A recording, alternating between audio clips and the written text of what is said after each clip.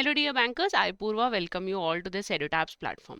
So if you are targeting JIIB November 2026 attempt, this series JIIB Target 50 is for you. Because इस series में हम लोग M कर रहे हैं कि हम लोग सिलेबस को इस तरीके से कवर अप करेंगे कि एग्जामिनेशन में you will be able to score at least 50 marks, right.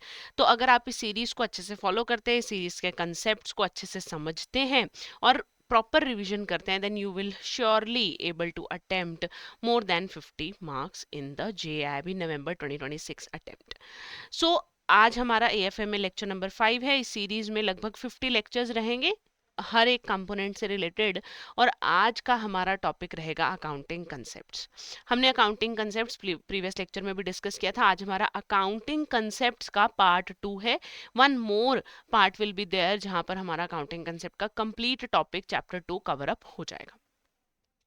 अब जिस तरीके से आपके एग्जाम प्रिपरेशन के लिए सिलेबस कंप्लीशन, सिलेबस अंडरस्टैंडिंग बहुत इंपॉर्टेंट है, सेम वे से आपके लिए प्रीवियस ईयर क्वेश्चन एनालिसिस बहुत ही इंपॉर्टेंट है। बिकॉज प्रीवियस ईयर क्वेश्चंस ही हैं जिनके बेसिस पे आप अपने एग्जामिनेशन में फ्यूचर में जो भी क्वेश्चंस आने वाले हैं उन्हें प्रिडिक्ट कर सकते हैं, इंपॉर्टेंट टॉपिक्स को जज कर सकते हैं, पैटर्न ऑफ क्वेश्चंस समझ सकते हैं। तो उसके लिए हमने एक डॉक्यूमेंट प्रिपेयर किया है। इस डॉक्यूमेंट में मई 2023 से लेकर अब तक के previous year questions along with important concepts included हैं। इस डॉक्यूमेंट को अवेल करने के लिए आपको कुछ भी पे नहीं करना है। All you have to do is click on the link given in the description box below, अपनी डिटेल्स फिल आउट कीजिए और जल्दी से इस डॉक्यूमेंट को अपने डिवाइस में अवेल कर मैक्सिमम बेनिफिट इस डॉक्यूमेंट से अवेल कीजिए ताकि आपके एग्जामिनेशन में कोई भी रुकावट ना आए। तो स्टार्ट करते हैं कंसेप्ट्स ऑफ अकाउंटिंग से जो हम आज डिस्कस करने वाले हैं। लास्ट लेक्चर में हमने 3 कंसेप्ट्स डिस्कस किए थे, गोइंग कंसर्न, कंसिस्टेंसी और accrual basis, right. Accrual basis के साथ हमने कैश बेसिस भी पढ़ा था। वेयर एज आज के लेक्चर में हम लोग बिजनेस एंटिटी कंसेप्ट से स्टार्ट करेंगे। Business entity, money measurement, accounting period, dual aspect, historical cost matching and then revenue recognition concept से इस लेक्चर को वाइंड अप करेंगे। तो without wasting a moment start करते हैं बिजनेस एंटिटी कंसेप्ट से। बिजनेस एंटिटी कंसेप्ट, अब इनको वर्ड्स को अलग अलग कर लो, ठीक है ना। बिजनेस को अलग कर लो, एंटिटी को अलग कर लो, है ना। बिजनेस एंटिटी तो एक ही वर्ड है, इनको अलग अलग करके तो कोई सॉल्यूशन निकला नहीं। तो क्या करेंगे, देखिए, बिजनेस और बिजनेस को चलाने वाला पर्सन यानी कि बिजनेसमैन, इन्हें अलग अलग कर देते हैं, ठीक है ना। तो ये कंसेप्ट क्या कह रहा है कि बिजनेस और बिजनेसमैन दोनों अलग अलग हैं। बिजनेस की जो भी ट्रांजैक्शंस हैं those will be recorded as per the point of view of business, यानी जो भी ट्रांजैक्शंस हैं वो बिजनेस के हिसाब से रिकॉर्ड की जाएंगी, बिजनेसमैन के हिसाब से नहीं। दोनों अलग अलग हैं, बिजनेस अलग है, बिजनेसमैन अलग है, और बिजनेस को एक सेपरेट एंटिटी, एक सेपरेट एग्जिस्टेंस आपने मानकर चलनी है। होगा क्या, बिजनेस की जितनी भी एसेट्स, लायबिलिटीज, कैश जो भी बिजनेस के पास अवेलेबल है वो बिजनेस का अपना है। ओनर के पास अगर कोई एसेट्स, कैश अवेलेबल है, लायबिलिटीज पर्सनल लेवल पर अवेलेबल है, वो ओनर की अलग है, राइट। तो बिजनेस और बिजनेसमैन अलग अलग हो गए। अब बिजनेस चलाने के लिए पैसा कौन देगा, बिजनेसमैन देगा। यानी कि जो कैपिटल बिजनेसमैन अपने बिजनेस में इन्वेस्ट करेगा, वो capital, that capital will be a liability for business. वो कैपिटल बिजनेस के लिए एक लायबिलिटी होगी, क्योंकि ये एक ऐसा पैसा है जो बिजनेस ने अपने बिजनेसमैन का एक ना एक दिन वापस करना है, ठीक है ना। तो ये उधार हो गया एक तरीके से। इसी हिसाब से ही जो कैपिटल है उसे लायबिलिटी ट्रीट किया जाता है, इसी कंसेप्ट की एग्जिस्टेंस की वजह से। यानी जैसे जैसे मनी ओनर बिजनेस के अंदर इन्वेस्ट करता जाएगा वैसे वैसे ओनर के प्रति बिजनेस की लायबिलिटीज बढ़ती जाएंगी। वेयर एज अगर जो बिजनेसमैन है वो मनी को विड्रॉ कर लेता है, जितना अमाउंट वो विड्रॉ करेगा उतनी लायबिलिटी बिजनेस के लिए कम हो जाएगी। क्लियर। बिजनेस एंटिटी के बाद नेक्स्ट कंसेप्ट है मनी मेजरमेंट कंसेप्ट। नाम से क्या समझ में आ रहा है, मनी में मेजर, है ना। तो सिर्फ और सिर्फ मॉनेटरी ट्रांजैक्शंस ही रिकॉर्ड की जाएंगी। इफ यू रिमेंबर और रिकॉल, जो हमने डेफिनेशन चैप्टर नंबर 1 में अकाउंटिंग की थी, वहां पर भी हमने बात की थी कि वहां पर हमने पढ़ा था कि सिर्फ मॉनेटरी ट्रांजैक्शंस या ऐसी ट्रांजैक्शंस जिनकी वैल्यू मनी की फॉर्म में मेजर की जा सकती है, उन्हीं को ही हम बुक्स ऑफ अकाउंट्स में रिकॉर्ड करेंगे, अदरवाइज रिकॉर्डिंग नहीं करेंगे। ठीक है ना, नॉन मॉनेटरी एस्पेक्ट्स जो है उन्हें रिकॉर्ड नहीं करेंगे। समझते हैं कैसे, कि जैसे मान लीजिए एक ऑर्गेनाइजेशन में एम्प्लॉयज़ का मोराल बूस्ट करने के लिए, एम्प्लॉयज़ के प्रोजेक्ट्स की टाइमली कंप्लीशन के लिए सीईओ ने एक लेक्चर डिलीवर किया। अब जो ये लेक्चर सीईओ ने डिलीवर किया, इसको मैं मेजर नहीं कर सकती, एक्सप्रेस नहीं कर सकती, क्वांटिफाई नहीं कर सकती in the terms of money. Although इससे आउटपुट इंक्रीज हुआ, बहुत कुछ हुआ, बट डायरेक्टली आप सीईओ के लेक्चर को मनी की फॉर्म में, मॉनेटरी टर्म्स में मेजर नहीं कर सकते, इसलिए आप इसको बुक्स ऑफ अकाउंट्स में भी रिकॉर्ड नहीं कर सकते। पर अगर एक बिजनेस ने एक लैंड खरीदा 10 लाख रुपए का, ये तो मेजर भी हो रहा है, एक्सप्रेस भी हो रहा है, क्वांटिफाई भी हो रहा है, यानी कि इसको रिकॉर्ड किया जाएगा in the books of accounts. ठीक है ना, तो सिंपल सी बात है, अगर किसी चीज की कोई मॉनेटरी वैल्यू नहीं है तो उसकी अकाउंटिंग एंट्री भी बुक्स में नहीं होगी। मनी मेजरमेंट कंसेप्ट जो है, इसकी दो लिमिटेशंस हैं। सबसे पहली लिमिटेशन क्या है, कि ये माना जाता है कि मनी की वैल्यू स्टेबल है, बट हमें भी पता है टाइम वैल्यू ऑफ मनी का एक कंसेप्ट होता है जो कि ये कहता है कि आज मनी की वर्थ ज़्यादा है, फ्यूचर में उसकी वर्थ कम हो जाएगी। जैसे कि हम लोग बहुत ही एक कॉमन एग्जाम्पल सुनते हैं, समझते हैं कि एक नॉर्मल सा समोसा हम लोग खाते हैं, राइट। तो बोला जाता है, जो हमारे एल्डर्स हैं दे टेल अस कि जब वो लोग यंग थे उस टाइम पर samosa was around 1 rupee 2 rupee में अवेलेबल था, but today if we go on purchasing a one samosa तो वो लगभग 10 से 15 रुपए 20 रुपए का भी आ रहा है ना। तो क्या ऐसा हो रहा है जो इतना बढ़ गया, इन्फ्लेशन हो रही है ना, मनी की वर्थ भी डे बाय डे डिक्रीज हो रही है। तो वैल्यू ऑफ मनी को अगर हम स्टेबल मान रहे हैं, that is a limitation, this is not a practical scenario in recorded. ठीक है ना, उसके बाद यहाँ पर नॉन मॉनेटरी इवेंट्स को रिकॉर्ड नहीं किया जा रहा, तो यानी ऑर्गेनाइजेशन में जो एम्प्लॉयज का मेंटल पीस है, जॉब सेटिस्फैक्ट्री लग रही है नहीं लग रही, उनकी हेल्थ कैसी है, ये सब एस्पेक्ट्स भी बिजनेस में रिकॉर्ड नहीं किए जाएंगे। ऑल्दो बिजनेस के लिए बहुत इंपॉर्टेंट है, बिजनेस की प्रोडक्टिविटी इससे हैम्पर होती है, बट ये बिजनेस में रिकॉर्ड नहीं किए जाएंगे। क्लियर, आगे बढ़ते हैं नेक्स्ट कंसेप्ट की तरफ। Next is the accounting period concept. अब अकाउंटिंग पीरियड कंसेप्ट को ध्यान से समझिए। देखिए, अकाउंटिंग पीरियड कंसेप्ट क्या कहता है, एक बिजनेस बहुत लंबा चलने वाला है, ये हमने पढ़ा, कहाँ पढ़ा, ये हमने पढ़ा गोइंग कंसर्न कंसेप्ट में, है ना, कि बिजनेस बहुत लंबा चलने वाला है। अब बिजनेस के प्रॉफिट्स और लॉसेस के बारे में तो बिजनेसमैन को इन्फॉर्मेशन चाहिए। बिजनेसमैन तो चाहता है ना कि उसे बिजनेस के बारे में पता चल सके, बिजनेस कैसा परफॉर्म कर रहा है। तो उसके लिए क्या किया हमने, जो बिजनेस की कंप्लीट लाइफ थी, जो कंप्लीट लाइफ थी बिजनेस की, उसको हमने स्मॉल स्मॉल सेगमेंट्स में डिवाइड कर लिया। लेट्स से ये एक बिजनेस की कंप्लीट लाइफ है, ठीक है ना, तो यहाँ पे हमने इसको स्मॉल स्मॉल पार्ट्स में डिवाइड कर दिया। हर एक स्मॉल पार्ट को हमने क्या बोल दिया, अकाउंटिंग पीरियड हमने इसको बोल दिया।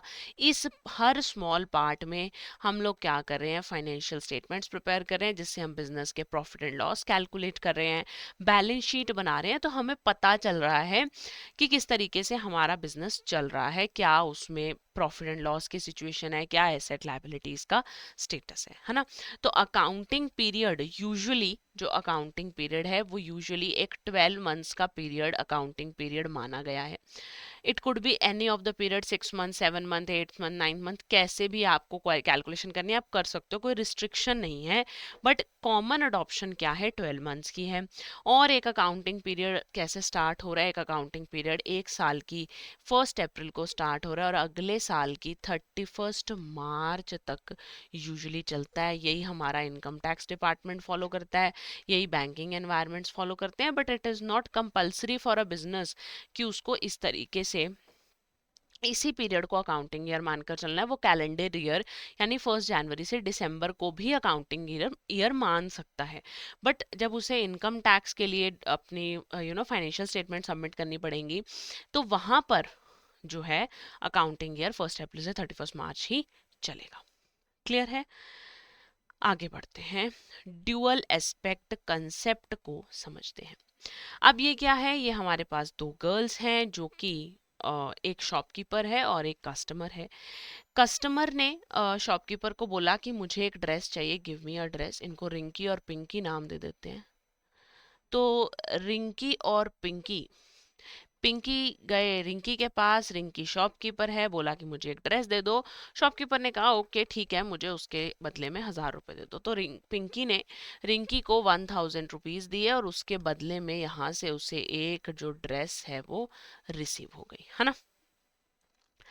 तो अब अगर मैं अकाउंट्स मेंटेन करूं, शॉपकीपर की बुक्स ऑफ अकाउंट्स में क्या चेंज आएगा, क्या इम्पैक्ट आएगा इस पर्टिकुलर ट्रांजेक्शन का। तो क्या होगा कि जब पिंकी ने रिंकी को 1000 रुपीज दिए तो कैश का बैलेंस 1000 से इंक्रीज हो जाएगा। शॉपकीपर का कैश का बैलेंस 1000 से इंक्रीज हो जाएगा क्योंकि उसने सेल किया। फिर उसके पास जो ड्रेसेस का स्टॉक था वो 1 यूनिट से कम हो जाएगा। अगर मैं कस्टमर के अकाउंट्स की बात करूं तो कस्टमर के अकाउंट्स में कैश जो है वो 1000 से डिक्रीज हो जाएगा क्योंकि इसने 1000 रुपीज पे कर दिए हैं। और ड्रेसेस का स्टॉक जो है वो 1 यूनिट से इंक्रीज हो जाएगा। पिंकी के पास अब एक ड्रेस और हो गई पहले के कंपैरेटिवली।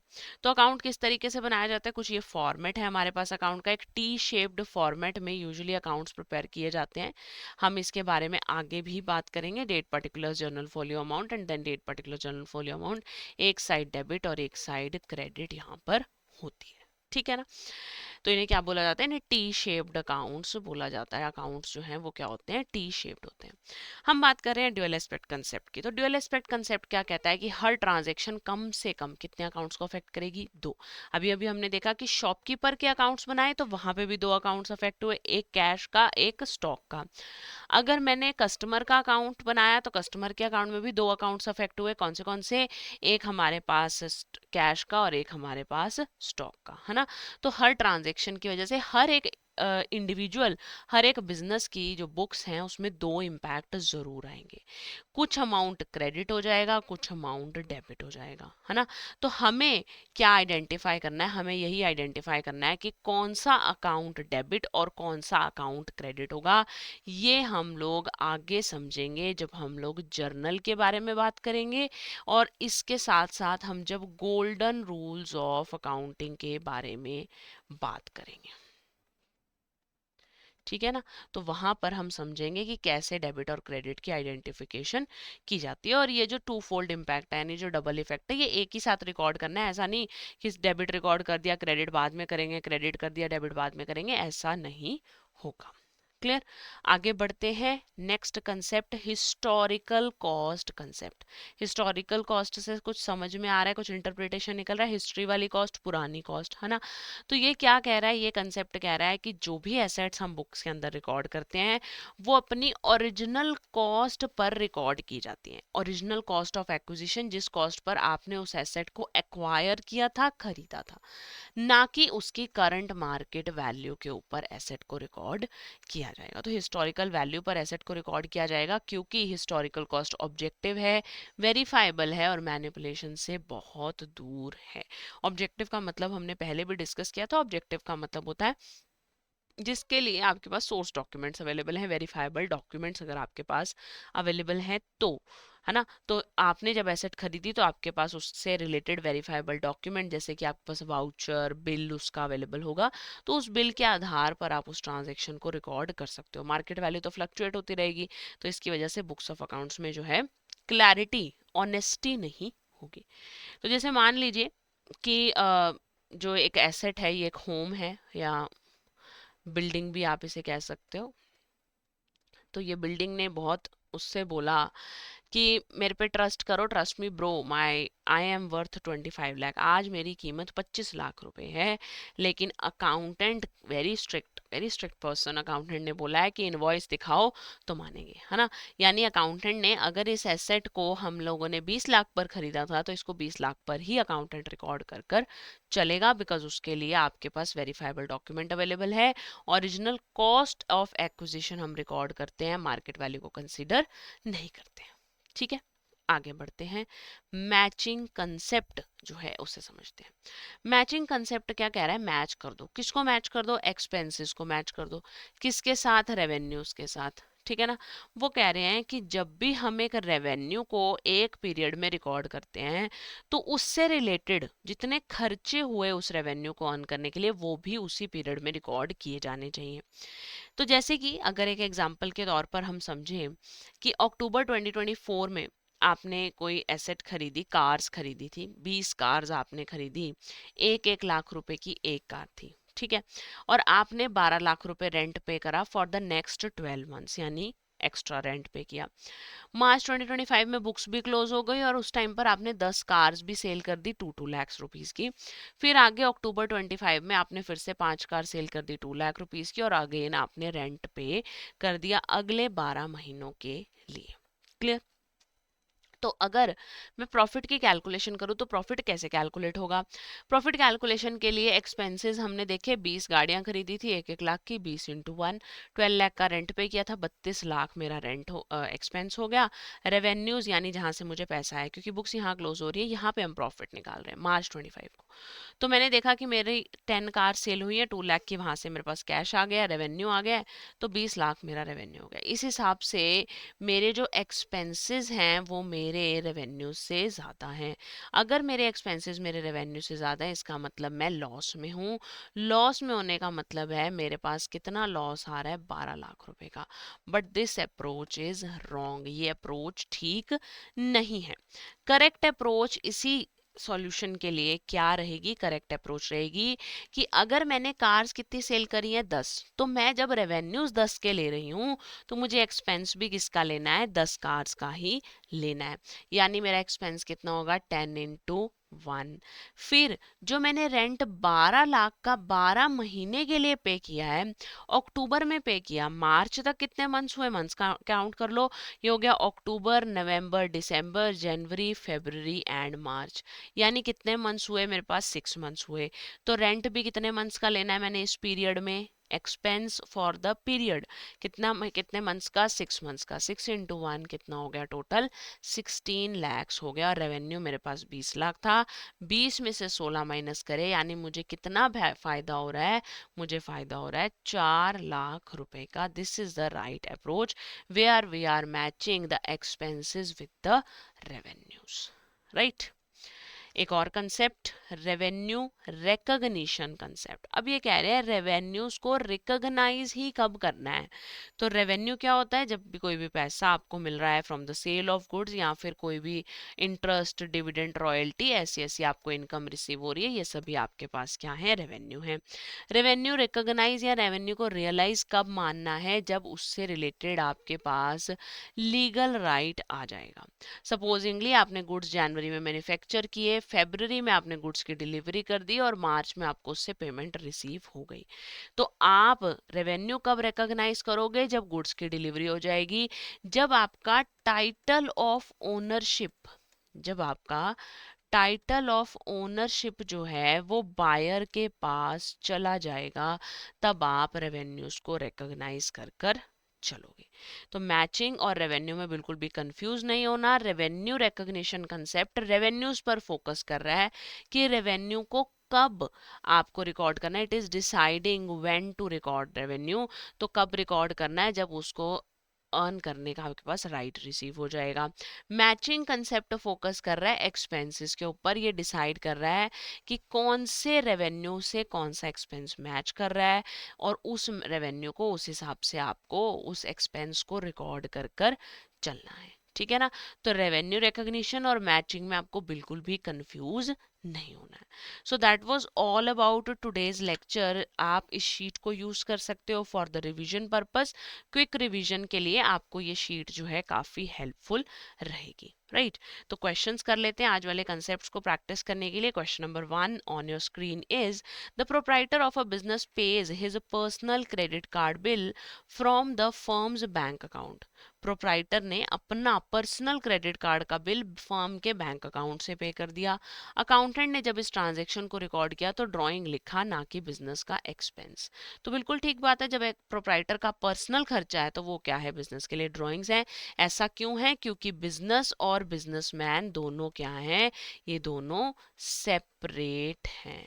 और ये सेपरेट कौन से कंसेप्ट की वजह से है? बिजनेस एंटिटी कंसेप्ट की वजह से ये सेपरेट क्लियर। आगे बढ़ते हैं question number 2। A company purchase a land for 50 lakh 5 years अगो। 5 साल पहले कंपनी ने लैंड खरीदा था 50 लाख रुपए का। मार्केट वैल्यू अब उसकी 90 लाख हो गई है, लेकिन कंपनी अभी भी उसको ओरिजिनल परचेज प्राइस पर शो कर रही है। कौन सा कंसेप्ट है? कंसेप्ट है ओरिजिनल कॉस्ट, पुरानी कॉस्ट, हिस्टोरिकल कॉस्ट। यानी कि कौन सा कंसेप्ट है? हिस्टोरिकल कॉस्ट कंसेप्ट है। Question number 3। A company completed a service contract in March, और इसको अर्न करने का जो राइट है, लीगल राइट है, वो आपको कब रिसीव हुआ? अप्रैल में रिसीव हुआ। तो रेवेन्यूज कब रिकॉग्नाइज करने हैं? रेवेन्यूज आपको तब रिकॉग्नाइज करने हैं जब आपको लीगल राइट रिसीव हो गया। यहाँ पर अप्रैल में आपको अमाउंट रिसीव हुआ है, ठीक है ना। लीगल राइट आपके पास मार्च में आ गया, तो आंसर आपका क्या होगा कि जब आपके पास लीगल राइट आ गया है ना। तो एग्जाम की प्रिपरेशन बहुत ही स्ट्रक्चर्ड तरीके से होनी चाहिए, और स्ट्रक्चर्ड तरीके से एग्जाम प्रिपरेशन करवाने के लिए एडुटैप ने कोर्स लॉन्च किया है। आप उस कोर्स की हेल्प से अपनी पढ़ाई को बहुत अच्छे से कर सकते हैं। कैसे कोर्स में एनरोल करना है, I will show you. Browser में जाइए, सर्च कीजिए edutap.in। एडुटैप की वेबसाइट विजिबल होगी, कोर्सेज सेक्शन JIB कोर्सेज पर क्लिक करेंगे। साइड से स्क्रॉल डाउन करेंगे तो आपको JIB के सभी कोर्सेज विजिबल होंगे। Complete full package course, master course इसको मैं कहती हूँ। तो इस मास्टर कोर्स में आपको क्या मिलेगा? इस मास्टर कोर्स में आपको मिलेंगी डिटेल्ड कंसेप्ट क्लासेस, और इस लाइव क्रैश कोर्स वाली लाइव क्लासेस भी मिल जाएंगी। कंसेप्ट नोट्स मिल जाएंगे जो कि IIBF मैकमिलन बुक के हिसाब से बनाए गए हैं, previous year solved questions, chapter wise mock test और फुल लेंथ मॉक टेस्ट भी आपको इसी कोर्स में अवेलेबल होंगे, मास्टर कोर्स में। अब अगर आप लाइव पढ़ना चाहते हैं, आप टीचर्स के साथ इंटरैक्ट करते हुए अपने सिलेबस को कवर अप करना चाहते हैं, तो आप उसके लिए लाइव क्रैश कोर्स को भी ज्वाइन कर सकते हैं। लाइव क्रैश कोर्स बैच 1 जो है वो जल्दी ही स्टार्ट होने वाला है। तो आप इस कोर्स में जल्दी से पहले से खुद को एनरोल कर कर अपना स्लॉट बुक कर लीजिए। यहाँ पर आपको मिलेंगी लाइव क्लासेस, जो कि आपके टीचर्स के साथ आपकी इंटरैक्शन रहेगी, डाउट सॉल्विंग साथ साथ रहेगी, तो काफ़ी आसान सिलेबस कवर आपका हो जाएगा। कंसेप्ट नोट्स आपको यहाँ पर मिल जाएंगे, जो कि वही अगेन IIBF की बुक से बनाए गए हैं। प्रीवियस ईयर क्वेश्चंस मिल जाएंगे, प्रैक्टिस के लिए चैप्टर वाइज और फुल लेंथ मॉक टेस्ट आपको मिल जाएंगे। मास्टर कोर्स जहाँ पे कंबाइंड बेसिस पर अवेलेबल है, वहाँ पर मास्टर कोर्स आपको सब्जेक्ट स्पेसिफिक भी मिल जाएगा। IIFS, PPB, AFM and RBWM चारों ही सब्जेक्ट का इंडिविजुअल मास्टर कोर्स में मिल जाएगा, इन केस अगर आपको 1 या 2 एग्जाम्स के लिए प्रिपेयर करना है तो। MCQ प्रैक्टिस, सिर्फ MCQ प्रैक्टिस करने के लिए आप हमारी टेस्ट सीरीज में भी खुद को एनरोल कर सकते हैं, चैप्टर वाइज और फुल लेंथ मॉक टेस्ट, साथ ही साथ सॉल्व्ड प्रीवियस ईयर क्वेश्चंस भी आपको यहाँ पर मिल जाएंगे। अगर आपको मास्टर कोर्स को जज करना है कि कैसा पढ़ाया जा रहा है मास्टर कोर्स के अंदर, तो आप 3 आवर का ट्रायल कोर्स ले सकते हैं बाय जस्ट पेइंग ₹1। और एक और ट्रायल कोर्स अवेलेबल है जो पॉपअप विंडो में यहाँ पर अभी विजिबल हुआ था, I will show you again, जहां पर आपको जो मास्टर कोर्स है उसका एक्सेस 24 आवर्स के लिए मिल जाएगा, ठीक है ना। ₹1 की फी पेमेंट पर, ये वाला ₹1 की फी पेमेंट पर आपको 24 आवर्स के लिए मास्टर कोर्स का एक्सेस मिल जाएगा, जिसमें आप थोड़ा सा जज कर पाएंगे कि किस तरीके से आपको मास्टर कोर्स में पढ़ाया जाएगा। तो कोर्स आपके लिए काफ़ी हेल्पफुल रहेगा। आप ये ₹1 की ट्रायल फीस देकर इसको जो है कोर्स को देख सकते हैं।